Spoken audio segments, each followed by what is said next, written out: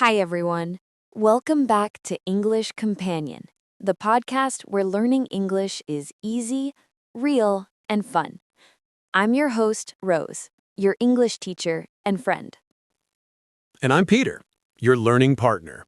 Today's episode is a long one, so grab a drink, relax, and listen slowly.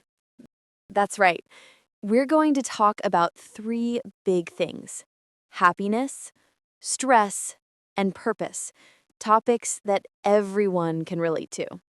We'll share stories, thoughts, and tips, all in simple, clear English. So if you're learning English, don't worry.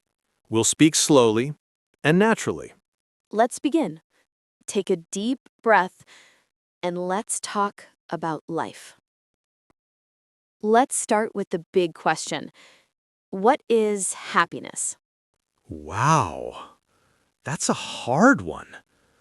For me, happiness is when I feel peaceful, when my heart is quiet and my mind is calm. That's beautiful. Some people think happiness is about big things, money, success, or fame.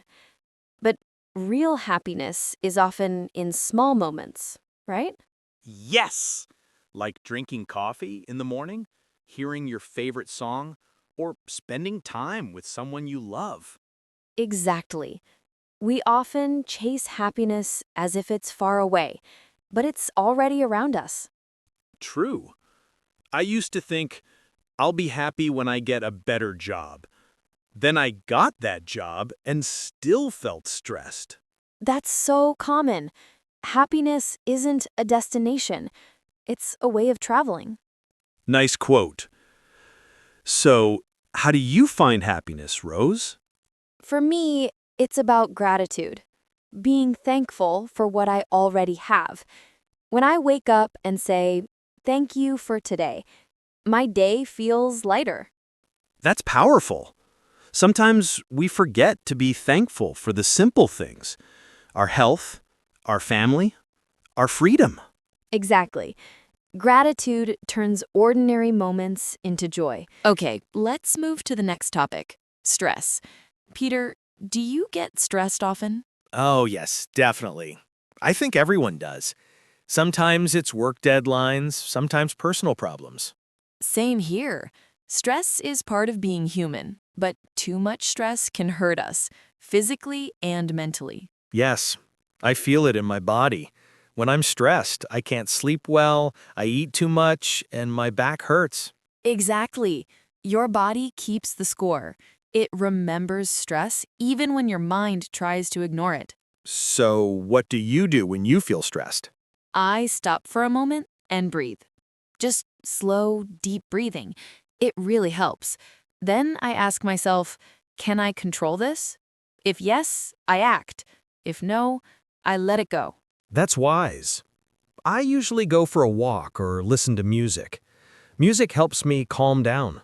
Yes, music, nature, exercise, all simple things, but very powerful. You know, sometimes stress also comes from comparing ourselves to others. Oh, yes, social media makes that worse. You see someone's perfect life online and think, I'm behind.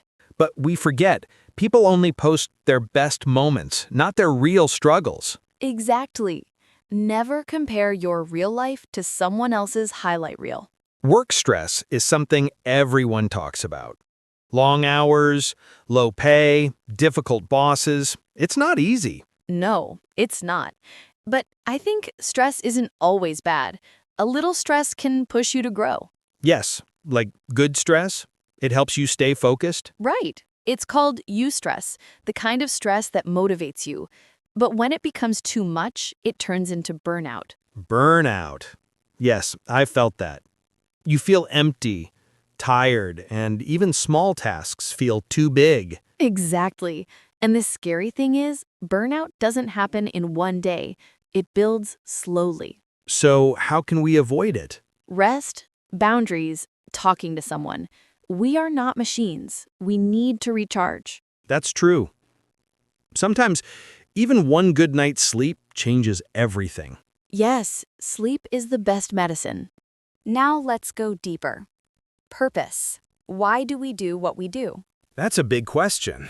Sometimes I think people live without purpose. They just survive. Yes, but having purpose gives meaning to life. It's like a map. It shows you where you're going. How do we find our purpose? By asking simple questions. What do I love? What am I good at? What helps others? So, purpose is where love, talent, and service meet. Exactly. When you do something you love that also helps others, that's purpose. I love that idea. For me, design is not just art.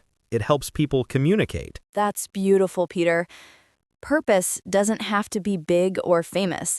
It just has to feel right for you. And it can change over time, right? Of course, purpose grows as we grow. Sometimes I feel lost, like I don't know what I'm doing with my life. That's okay. Everyone feels that at some point. Life isn't a straight line. It's full of turns and pauses. I used to panic when things didn't go as planned.